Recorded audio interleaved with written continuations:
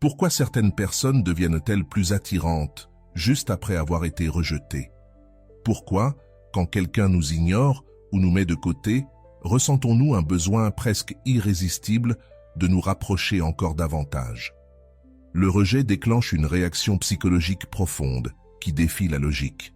Au lieu de nous éloigner, il nous pousse à chercher l'approbation, à rechercher une connexion. Mais voici le secret que peu comprennent. Si tu sais comment le gérer, le rejet peut devenir ton arme la plus puissante pour éveiller le désir et l'admiration. La psychologie inverse nous montre que lorsque tu t'éloignes stratégiquement et que tu adoptes une indifférence maîtrisée, tu peux réveiller chez l'autre une envie inconsciente de rechercher ta validation. Ce qui auparavant semblait être de l'indifférence devient de l'attraction. Ce qui ressemblait à une perte se transforme en pouvoir. Aujourd'hui, tu vas découvrir comment le stoïcisme combiné aux techniques de la psychologie inverse peut transformer un rejet en avantage. Il peut te placer dans une position de contrôle et d'attraction. Mais avant de commencer, prends un instant pour écrire en commentaire « J'ai de la valeur ». Fais-le comme un engagement envers toi-même, un premier pas vers la meilleure version de toi. Allons-y ensemble. Numéro 1. Éviter d'insister après un rejet. Insister après un rejet est une réaction naturelle. L'ego cherche à être validé. Quand quelqu'un nous rejette, notre premier réflexe est de vouloir prouver qu'il s'est trompé, qu'il n'a pas vu notre vraie valeur. Mais d'un point de vue stoïque, cette réaction nous affaiblit. Elle donne à l'autre personne le pouvoir de définir notre valeur, ce qui nous place en position de faiblesse émotionnelle. L'insistance montre un manque de maîtrise émotionnelle, mais surtout, elle traduit de la dépendance et de la désespérance, ce qui est naturellement peu attirant. En fait, la psychologie montre que l'insistance excessive produit l'effet inverse de celui recherché. Quand quelqu'un a déjà décidé de s'éloigner, essayer de le faire changer d'avis déclenche en lui une réponse défensive. Il se sent pressé, ce qui crée de l'inconfort et de la résistance. La vérité, c'est que l'esprit humain valorise ce qui est rare et repousse ce qui est trop disponible. En insistant, tu montres que tu as besoin de l'autre pour te sentir complet. Et cela entraîne souvent une perte de respect et une rupture émotionnelle plus profonde. Les stoïciens enseignaient que le vrai pouvoir réside dans le détachement et la maîtrise de ses propres émotions. Épictète disait que nous ne devons pas nous attacher à ce qui échappe à notre contrôle, et la réaction d'autrui en fait partie. Si quelqu'un te rejette, la réponse la plus puissante est de te retirer avec dignité, sans colère ni supplication. Quand tu t'éloignes sans insister, tu envoies un message très fort. Ma valeur ne dépend pas de ton acceptation. Et cette attitude génère du respect. Dans bien des cas, elle réveille même la curiosité. Pourquoi es-tu resté si calme? Pourquoi n'as-tu pas cherché à prouver quoi que ce soit? Paradoxalement, ce retrait peut éveiller l'intérêt, car l'indépendance et le contrôle de soi sont des qualités extrêmement attirantes. Un exercice simple mais puissant, après un rejet, résiste à l'envie d'envoyer un message, de chercher une explication ou d'essayer de convaincre l'autre de changer d'avis. Si tu ressens le besoin d'écrire ou de te justifier, arrête-toi, respire, demande-toi, est-ce que cela changera réellement quelque chose ou est-ce juste pour satisfaire mon besoin de contrôle? La réponse sera évidente, cela ne changera rien. Laisse le silence parler. L'absence de réaction transmet de la force. Ne pas réagir avec désespoir, c'est projeter de la stabilité intérieure. Et cela change la perception que l'autre a de toi. Quand tu pratiques ce détachement, tu récupères ton pouvoir. Tu cesses de dépendre de la validation extérieure. Et cela transforme la dynamique entre vous. Tu montres que ta valeur et ton bonheur ne dépendent pas de l'acceptation d'autrui, ce qui suscite naturellement respect et curiosité. Si la personne revient, ce sera par réel intérêt. Si elle ne revient pas, tu auras renforcé ta capacité à accepter et à avancer. La véritable force réside dans la capacité à lâcher prise sans rancune. Ce qui est fait pour toi viendra à toi, sans que tu aies à le forcer. Avant de continuer, si tu n'es pas encore abonné à ma chaîne YouTube, je t'invite à le faire dès maintenant. En t'abonnant, tu seras informé de toutes mes nouvelles vidéos, ce qui te permettra de ne rien manquer de contenu précieux. Numéro 2. Comprendre la douleur du rejet. Le rejet fait mal, car notre cerveau le perçoit comme une menace. Dans les temps anciens, être rejeté par son groupe signifiait souvent la mort, car la survie dépendait du soutien collectif. Aujourd'hui encore, cette réponse biologique reste active. Même si le rejet ne met plus notre vie en danger, notre cerveau réagit comme si c'était le cas. Qu'il s'agisse d'un rejet amoureux, professionnel ou social, nous ressentons une douleur réelle. Angoisse, vide intérieur, perte de confiance. Notre cerveau active les mêmes zones que lors d'une douleur physique. La neuroimagerie l'a prouvé. Le rejet stimule le cortex singulaire antérieur et l'insula, deux zones associées à la douleur physique. C'est pourquoi un rejet peut provoquer des symptômes physiques, boule au ventre, respiration courte, oppression dans la poitrine. Notre corps croit qu'il est blessé, et cette blessure peut nous pousser à des réactions impulsives, mendier de l'attention, fuir ou même attaquer celui qui nous a rejetés. Mais pour les stoïciens, cette douleur est une opportunité, une occasion d'exercer notre maîtrise émotionnelle. Il nous rappelle que nous ne contrôlons pas ce que les autres font, mais nous pouvons choisir la manière dont nous interprétons et réagissons à ces événements. Le rejet n'est qu'une perception. Il ne te définit pas. Si quelqu'un te rejette, cela ne signifie pas que tu n'es pas digne. Cela veut simplement dire que cette personne ou cette situation n'est pas alignée avec ton chemin. Marc Aurèle disait « Ce ne sont pas les choses elles-mêmes qui nous troublent, mais l'opinion que nous en avons. » Si tu considères le rejet comme un échec personnel, tu souffriras. Mais si tu le vois comme une expérience neutre, une leçon, un redirectionnement, alors le rejet perd son pouvoir sur toi. L'exercice stoïque face au rejet. Commence par observer consciemment ce que tu ressens. Lorsque tu vis un rejet, arrête-toi. Sens les réactions de ton corps, cœur qui bat vite, respiration saccadée, estomac noué. Ensuite, respire profondément. Rappelle-toi que cette réaction est biologique, pas personnelle. Tu n'es pas moins précieux parce que quelqu'un ne t'a pas vu tel que tu es. Accueille l'émotion sans la refouler, mais sans qu'elle prenne le contrôle non plus. Demande-toi, est-ce que ce rejet change vraiment qui je suis, ou est-ce juste une expérience passagère? La vérité, c'est que cela ne change rien à ton essence. Quand tu apprends à répondre au rejet de façon consciente, tu diminues son impact émotionnel. Tu gagnes en calme, en lucidité. Tu cesses de confondre ton identité avec l'opinion ou le choix des autres.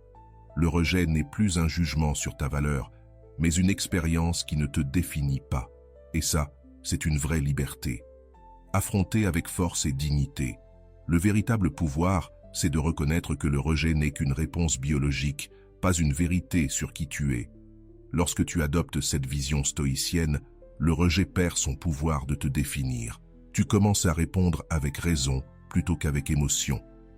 Troisièmement, parlons de l'importance de l'authenticité dans les relations. L'authenticité est la base de toute relation véritable. Pourtant, la société nous pousse sans cesse à nous modeler pour plaire, pour être acceptés. On nous apprend à filtrer nos mots, à cacher nos vraies émotions, à nous présenter comme une version éditée de nous-mêmes. Mais le problème, c'est que les relations fondées sur le manque d'authenticité sont fragiles, instables et, au final, vides. Faire semblant d'être quelqu'un d'autre peut attirer l'attention quelques instants, mais à long terme, cela crée une déconnexion profonde, car tu ne montres pas qui tu es vraiment. À l'inverse, l'authenticité pose les fondations de connexions sincères et durables. Quand tu te présentes au monde sans masque, les gens sentent cette honnêteté et y sont attirés. La psychologie montre que nous avons naturellement plus confiance en ceux qui sont authentiques. Une étude publiée dans le Journal of Personality and Social Psychology a révélé que les relations basées sur l'authenticité ont des niveaux plus élevés de confiance et de satisfaction. Être authentique permet aux autres de percevoir ta transparence, ce qui les aide à s'ouvrir à toi. L'authenticité enlève le poids de devoir jouer un rôle. Elle permet aux interactions de couler naturellement. Le stoïcisme enseigne que la vertu consiste à vivre en harmonie avec la nature et à agir selon la raison et la vérité. Être authentique, c'est vivre en alignement avec sa vraie nature. Marc Aurèle disait « Ne perds plus de temps à discuter de ce qu'un homme bon devrait être. Sois-le ». L'authenticité ne demande ni stratégie ni effort. Elle demande simplement d'arrêter de résister à ton vrai moi et de te présenter tel que tu es. Le désir d'être accepté par les autres vient d'un attachement inutile à l'opinion extérieure. Le stoïcien sait que la validation la plus importante vient de sa propre conscience, savoir qu'il agit en accord avec ses valeurs et principes. Il est facile de tomber dans le piège d'adapter ses paroles ou ses actes pour plaire aux autres. On peut croire que montrer son vrai visage nous rendra vulnérables, qu'on risque le rejet. Mais en réalité, c'est l'inverse. Les personnes qui te valorisent pour ton apparence ne te valorisent pas vraiment. Elles aiment l'image que tu projettes, pas toi. Lorsque tu te montres tel que tu es, sans fioriture, les relations deviennent vraies, car elles reposent sur une connexion réelle. L'authenticité agit comme un filtre naturel. Elle éloigne ceux qui ne te correspondent pas et attire ceux qui résonnent profondément avec ton être. Un exercice simple pour cultiver ton authenticité: sois plus honnête avec toi-même et avec les autres dans tes interactions quotidiennes. Si quelqu'un te demande comment tu vas, au lieu de répondre automatiquement, sois sincère. Si quelque chose ne te plaît pas, exprime-le avec respect, sans peur de déplaire. Si tu te sens vulnérable, permets-toi de le montrer. Être authentique, c'est aussi reconnaître ses limites et ses besoins sans culpabilité. Si une chose ne correspond pas à tes valeurs, aie le courage de dire non. Ce n'est pas de l'agressivité, c'est de la transparence, calme et ferme. Quand tu pratiques l'authenticité, tu remarques vite un changement dans la qualité de tes relations. Les conversations deviennent plus profondes, les liens plus sincères, les relations plus solides. Les gens qui te valorisent vraiment resteront. Ceux qui étaient là pour l'image s'en iront. Et c'est une bonne chose. Les relations authentiques sont construites sur la confiance et le respect mutuel. Et cela n'est possible que lorsque les deux personnes se montrent telles qu'elles sont. Quatrièmement, change ta perspective face au rejet. Le rejet ne fait mal que si tu le considères comme un reflet de ta valeur personnelle. Si quelqu'un te rejette, tu as tendance à penser qu'il y a quelque chose qui ne va pas chez toi, que tu n'es pas assez bien ou que tu manques de quelque chose. Mais du point de vue stoïcien, le rejet n'a rien à voir avec ta valeur. Il a à voir avec les perceptions, les attentes et les besoins de l'autre. Marc Aurèle disait que ce ne sont pas les événements extérieurs qui nous blessent, mais notre interprétation de ces événements. Si tu vois le rejet comme une preuve que tu n'es pas suffisant, tu souffriras. Si tu le vois comme une expérience neutre ou une opportunité de grandir, il perdra son pouvoir. Le rejet active dans notre cerveau les mêmes zones que la douleur physique. C'est pourquoi il est si intense. Le cerveau le perçoit comme une menace pour notre survie sociale, déclenchant ainsi une réaction émotionnelle de blessure et de vulnérabilité. Mais cette réponse est une construction mentale. Tu peux la désactiver. La clé, c'est d'entraîner ton esprit à voir le rejet autrement. La psychologie positive montre que les personnes qui affrontent le rejet avec résilience et un esprit d'apprentissage développent un meilleur bien-être émotionnel et une plus grande estime de soi. Changer ta relation au rejet ne fait pas que diminuer la douleur. Cela renforce ta confiance et ta capacité à affronter la vie avec sérénité. Les stoïciens comprenaient que le rejet est inévitable, mais ils savaient aussi que son pouvoir dépend de l'interprétation qu'on en fait. Si quelqu'un te rejette, peut-être que tu ne corresponds simplement pas à ce que cette personne recherche. Cela ne signifie pas que tu n'as pas de valeur.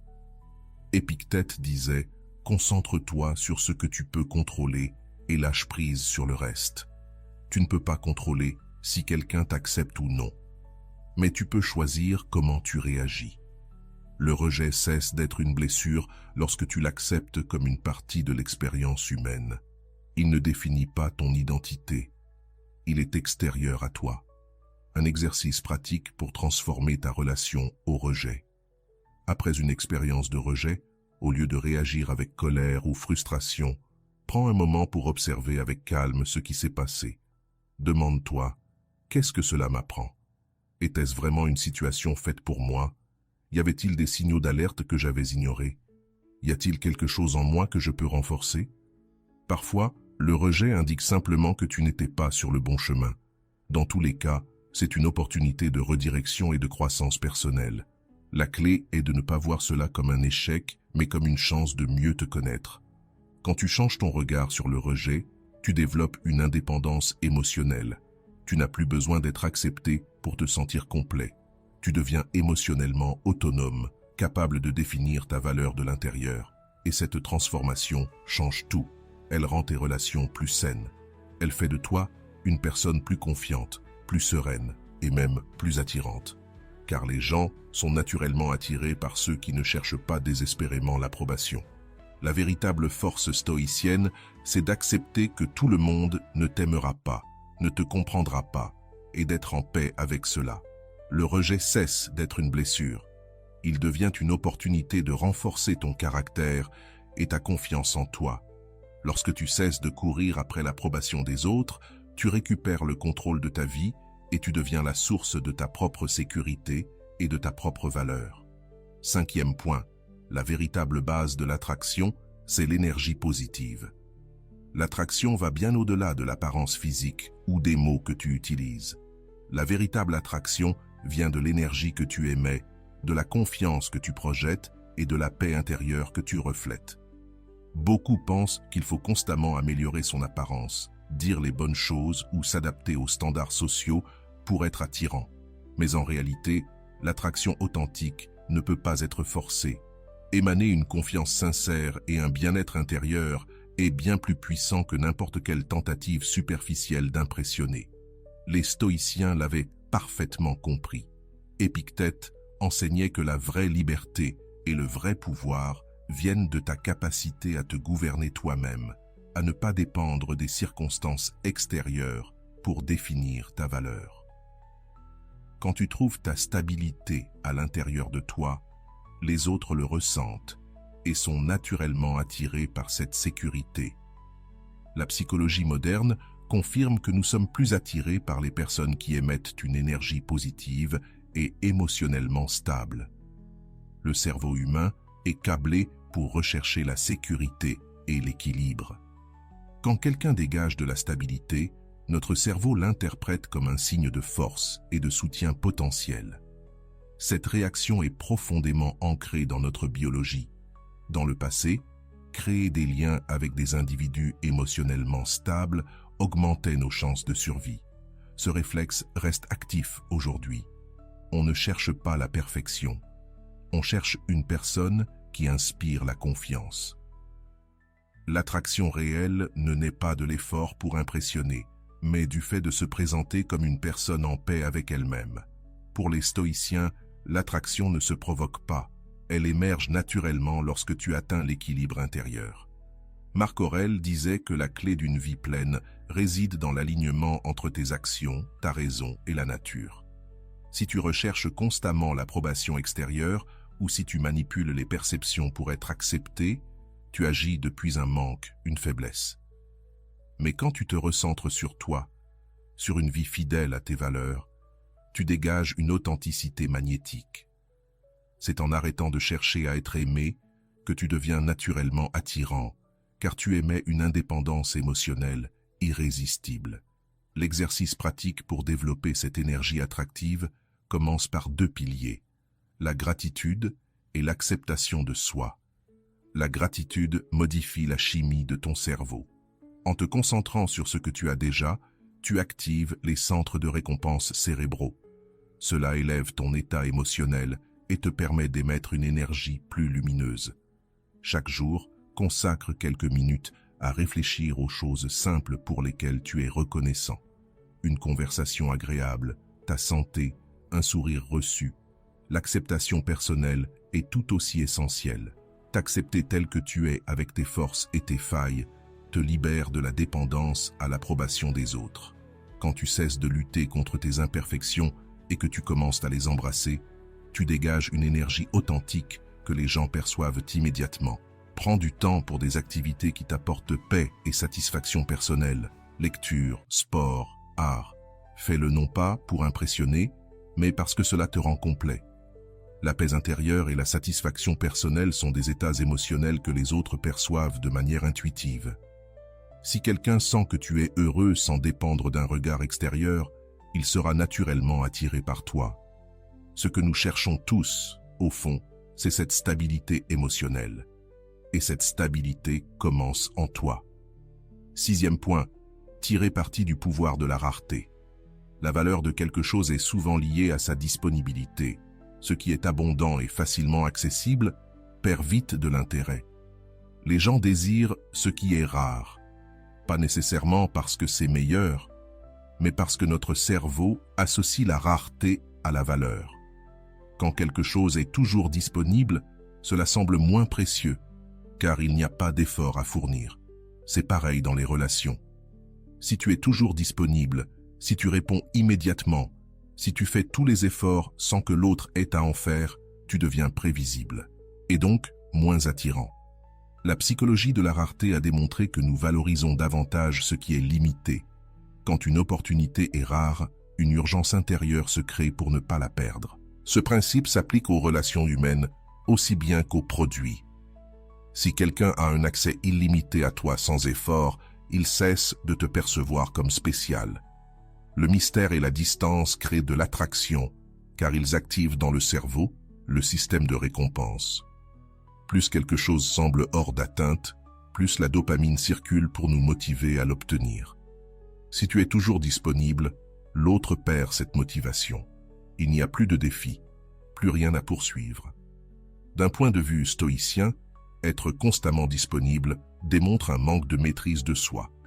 Les stoïciens affirment que le véritable pouvoir réside dans la modération et l'autocontrôle. Quand tu cherches désespérément à obtenir de l'attention ou de la validation, tu perds ton pouvoir intérieur. Épictète rappelait qu'il ne faut se soucier que de ce qui est sous notre contrôle. Or, la réaction des autres ne l'est pas. Si quelqu'un ne valorise pas ta présence, insister ne fera que renforcer l'idée que ton attention est banale. La solution? Retire ta présence de façon stratégique. Pas comme un jeu de manipulation, mais comme une preuve de ton indépendance émotionnelle. Réduire ta disponibilité envoie un message clair. Mon temps et mon attention ont de la valeur. Pour appliquer ce principe stoïcien, commence par établir des limites. Si tu es toujours prêt à répondre ou à t'adapter aux autres, change cette dynamique. Laisse du temps avant de répondre à un message. Ne dis pas toujours oui à une invitation. Ose proposer une autre date. Si tu sens que l'autre te prend pour acquis, éloigne-toi légèrement. Ce n'est pas être froid, c'est montrer que tu te respectes. Quand tu réduis ta disponibilité, tu actives dans l'esprit de l'autre le principe de rareté. Ta présence n'est plus garantie. Elle devient précieuse. Et cela change tout. Les gens commencent à te percevoir différemment. Ils te respectent plus, ils font plus d'efforts, car ton attention devient un privilège, pas un dû. Tu n'as plus besoin de courir après qui que ce soit. Et voici l'ironie. C'est quand tu t'éloignes un peu que les gens commencent à te chercher. Parce que ta paix, ta stabilité et ton autonomie émotionnelle sont profondément attirantes. Le véritable pouvoir réside dans ta capacité à offrir ta présence comme un cadeau et non comme une obligation ou une réponse automatique. Quand tu comprends le pouvoir de la rareté et que tu l'appliques avec intelligence émotionnelle, tu deviens naturellement attirant, car ta valeur ne dépend plus de l'acceptation extérieure, mais de la sécurité que tu émets de l'intérieur. Numéro 7. Concentre-toi sur ton développement personnel. Le développement personnel est la base sur laquelle se construit la véritable confiance. Lorsque tu te concentres sur ton évolution intérieure, au lieu de chercher une validation extérieure, tu deviens plus attirant de façon naturelle, car tu dégages une stabilité et une sécurité authentiques. La majorité des gens croient que pour attirer l'attention ou l'intérêt des autres, il faut impressionner, en faire trop ou se mettre en avant de manière superficielle. Mais la vérité, c'est que le véritable attrait vient d'une source bien plus profonde, la paix et la sécurité intérieure que tu cultives à travers ta croissance personnelle. Les stoïciens avaient-ils parfaitement compris cela? Épictète enseignait qu'il ne fallait pas se soucier de ce que les autres pensent de nous, mais plutôt de ce que nous pensons de nous-mêmes. Quand tu deviens quelqu'un qui respecte son propre chemin et s'efforce de grandir, ta valeur ne dépend plus de l'opinion des autres. Le développement personnel ne fait pas que renforcer l'estime de soi. Il change aussi la façon dont les autres te perçoivent. Les recherches en psychologie positive montrent que les personnes qui travaillent activement sur elles-mêmes dégagent une énergie magnétique. Pourquoi? Parce qu'elles investissent dans leur santé, leur savoir et leur bien-être.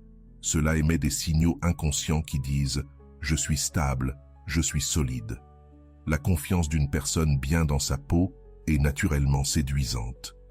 Les gens gravitent vers ceux qui ne cherchent pas désespérément l'approbation, mais qui rayonnent de sécurité et de sens. Si tu grandis pour toi-même, sans chercher à impressionner qui que ce soit, cette énergie se ressent comme sincère. Et l'authenticité, elle, est irrésistible.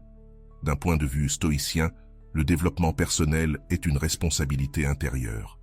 Marc Aurèle disait que le bonheur et la force viennent de la capacité à se gouverner soi-même et à ne pas dépendre des circonstances extérieures.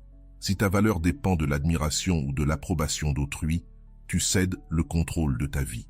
Mais si elle vient de ton progrès personnel, des habitudes que tu cultives et de ta force intérieure, alors personne ne peut t'enlever ce pouvoir.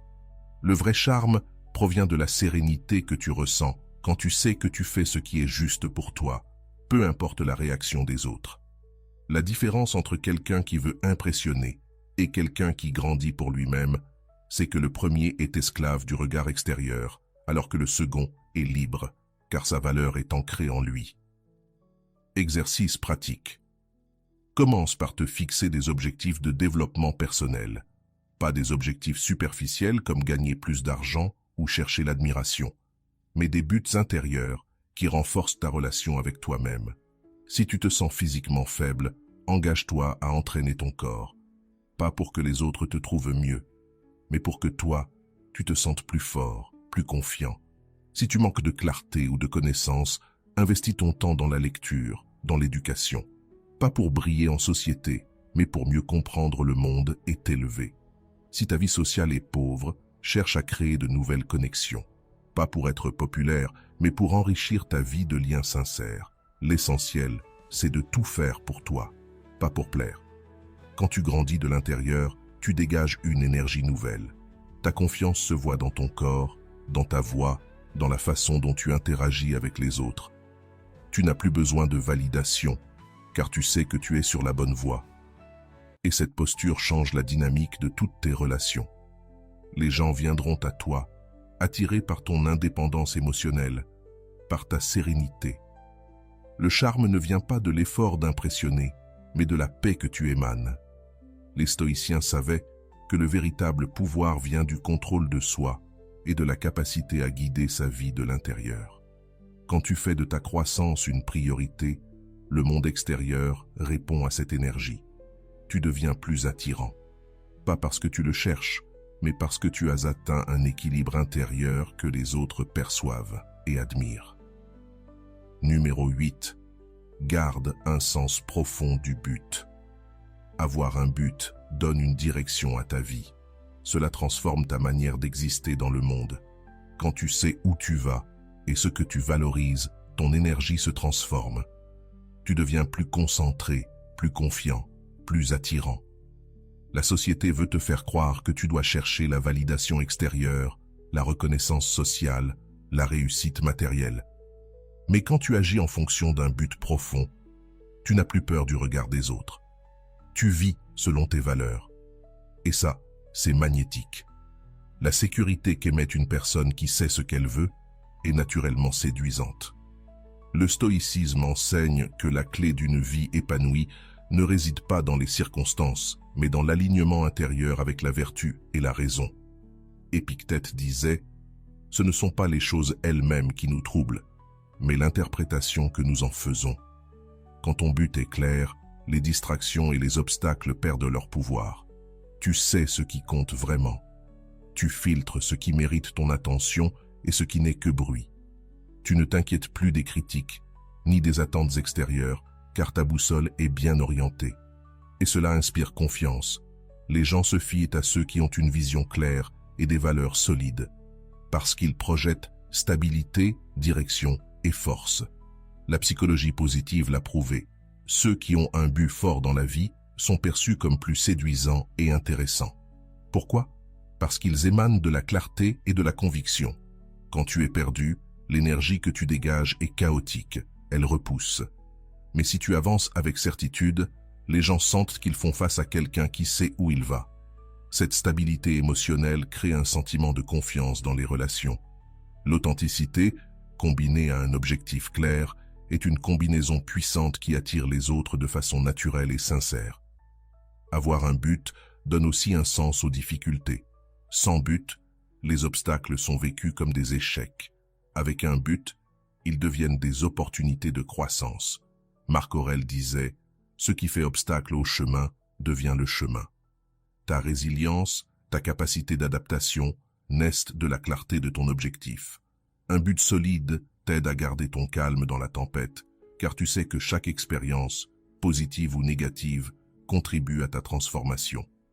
Exercice pratique. Prends le temps de réfléchir à ce que tu veux vraiment accomplir. Pas ce que les autres attendent de toi. Pas ce que la société appelle réussite.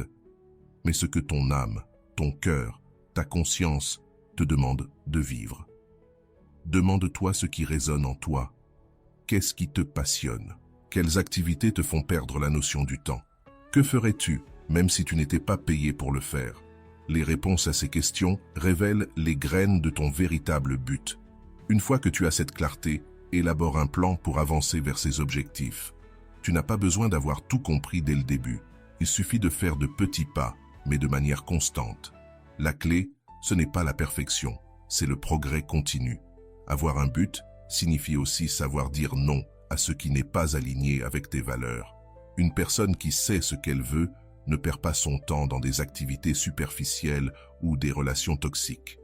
Ton énergie est limitée et la diriger vers ce qui compte vraiment est un acte de respect et de discipline envers toi-même.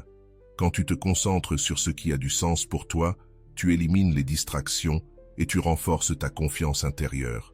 Tes décisions deviennent plus simples, car tu ne te laisses plus guider par la validation des autres, mais par ta propre boussole intérieure. Et cette clarté t'offre une nouvelle stabilité. Tu avances avec assurance et tu attires ceux qui reconnaissent ta véritable essence. Numéro 9. Pratiquer le détachement pour renforcer l'attraction. Le détachement est l'un des piliers de la philosophie stoïcienne. Il s'agit de la capacité à aimer sans avoir besoin de posséder ni d'être aimé en retour. C'est la base même de la liberté émotionnelle. Beaucoup pensent que l'amour et l'acceptation extérieure sont nécessaires pour se sentir complet. Mais les stoïciens te diraient que la véritable force émotionnelle vient de ta capacité à apprécier une relation sans que celle-ci ne définisse ton bonheur ou ta valeur.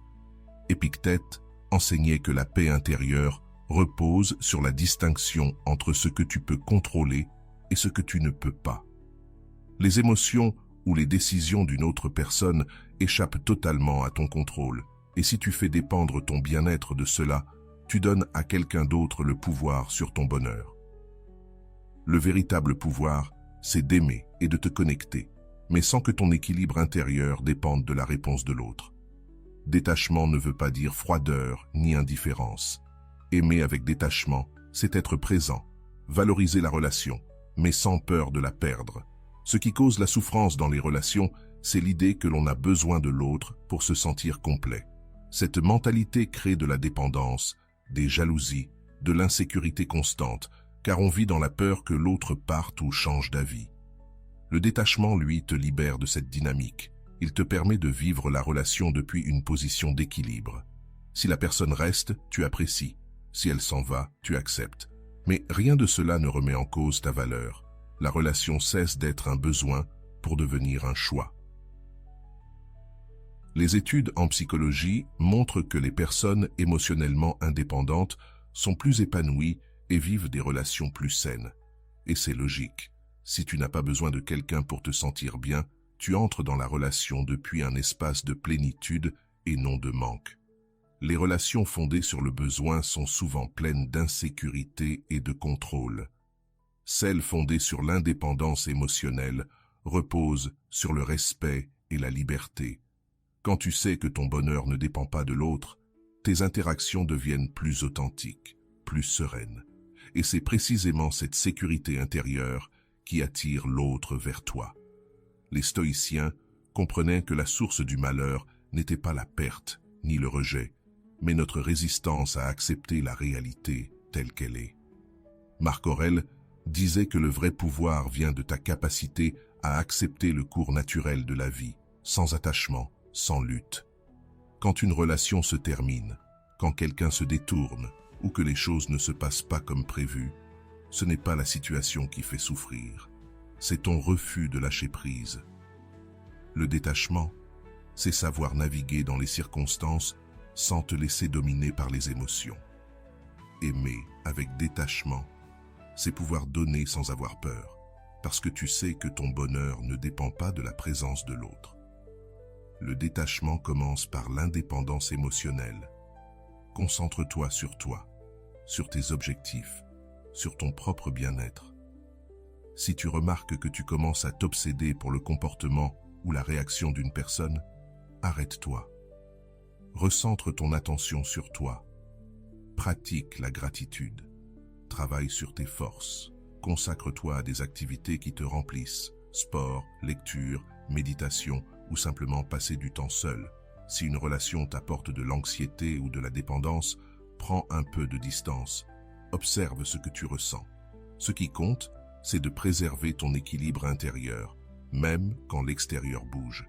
Que quelqu'un t'accepte ou te rejette, que la relation dure ou s'arrête, rien de cela ne touche à ta valeur, car ton centre est en toi. Numéro 10. Reprendre le contrôle de ta propre valeur. Le pouvoir personnel commence quand tu reconnais ta propre valeur et que tu arrêtes de la chercher dans les yeux des autres. Beaucoup de gens vivent en quête permanente d'approbation, persuadés que l'amour, l'admiration ou la reconnaissance sont indispensables pour se sentir exister. Mais cette quête traduit un manque de maîtrise intérieure. Épictète l'expliquait très bien. Pour avoir une vie paisible et puissante, concentre-toi uniquement sur ce que tu peux contrôler. Et ce que les autres pensent ou ressentent à ton sujet ne t'appartient pas. Quand tu remets ton estime personnelle entre les mains des autres, tu deviens leur marionnette émotionnelle. S'ils t'acceptent, tu te sens bien. S'ils te rejettent, tu te sens vide. Mais le vrai changement commence lorsque tu reprends le pouvoir et que tu te rends compte que ton bonheur n'a jamais été entre leurs mains. Ce cycle de dépendance émotionnelle t'affaiblit et te maintient dans un état de vulnérabilité constante. Retrouver ton pouvoir personnel signifie rompre ce cycle et reprendre le contrôle de ta propre valeur. Ta valeur ne dépend pas de l'amour, de l'acceptation ou du rejet de quelqu'un d'autre. Elle est déterminée par la relation que tu entretiens avec toi-même, par la manière dont tu te parles, les décisions que tu prends et le respect que tu te donnes. Marc Aurèle disait que le bonheur et la force proviennent de la capacité à se gouverner soi-même et à ne pas laisser les circonstances extérieures nous définir. Si tu bases ta valeur sur l'opinion ou la réponse des autres, tu remets le contrôle de ta vie entre leurs mains. Mais lorsque tu reconnais que tu es déjà suffisant et que ta valeur ne dépend pas de facteurs extérieurs, tu récupères ce pouvoir et tu deviens une force émotionnelle indépendante. Les recherches en psychologie sociale montrent que les personnes qui ont une bonne estime d'elles-mêmes et une autonomie émotionnelle développée sont perçues comme plus attrayantes et ont tendance à créer des relations plus équilibrées et épanouissantes. La raison est simple. Quand tu te respectes, quand tu te présentes comme une personne confiante et indépendante, les autres le ressentent. Ils captent cette énergie et y répondent de manière positive. La sécurité émotionnelle est magnétique, car elle dégage de la stabilité et de la confiance. Quand tu n'as pas besoin que quelqu'un d'autre valide ton existence, tu interagis à partir d'une position de force. Et cette posture engendre naturellement le respect et l'attraction. À l'inverse, la dépendance émotionnelle transmet inconsciemment une sensation de vide. Les gens le perçoivent sans forcément le comprendre, et cela crée de la distance et un désintérêt progressif. D'un point de vue stoïcien, retrouver ton pouvoir personnel implique de te concentrer sur ce que tu peux contrôler, tes pensées, tes actions et ton attitude face à la vie. Si quelqu'un te rejette, ou si une relation ne se passe pas comme tu l'espérais, ce n'est pas entre tes mains. Ce que tu peux maîtriser en revanche, c'est ta façon de comprendre cette situation et d'y répondre. Si une personne s'éloigne de ta vie, cela ne veut pas dire que tu n'as pas de valeur. Cela veut simplement dire que cette personne ou cette situation n'était pas alignée avec toi.